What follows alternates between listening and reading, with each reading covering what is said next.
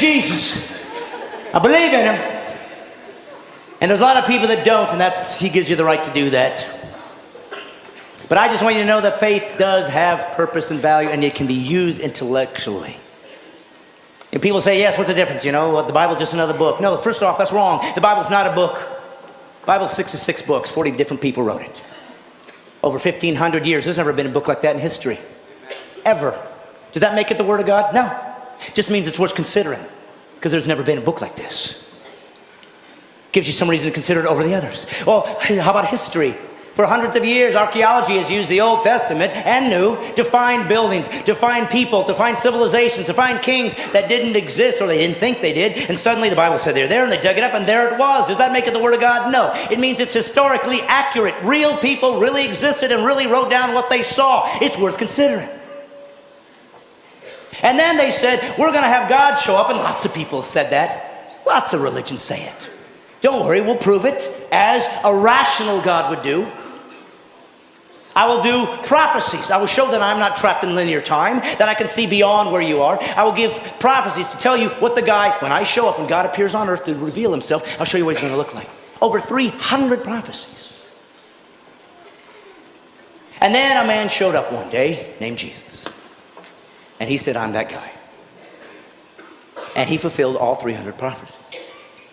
That's impossible. People could say, well, yes, they just wrote it afterwards and filled it all in. But we know that the first Greek translation of the Old Testament was done 250 years before Jesus was born.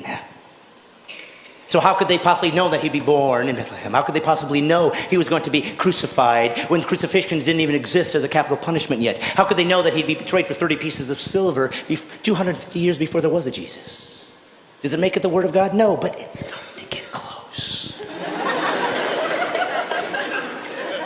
And then Jesus said he would fulfill these things and did miraculous things to prove I'm not just a guy talking like everybody else. Look what I've done. And some people believed and some didn't. That's how humans are. And then he said this, I'm going to prove it to you. I'm going to die. And I'm going to come back to life. Nobody's ever done that. And he died.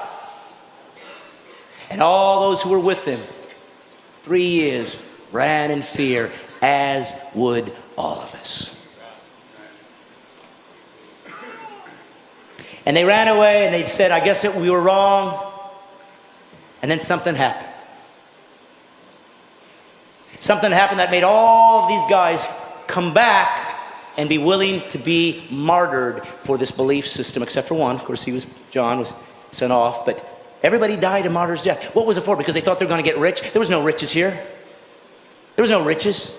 The Roman government hated them. They wanted them destroyed. They'd use them as people that could be eaten alive by animals for sport and entertainment. You were kicked out of your culture. The Jews weren't going to take you in, so there was no value there.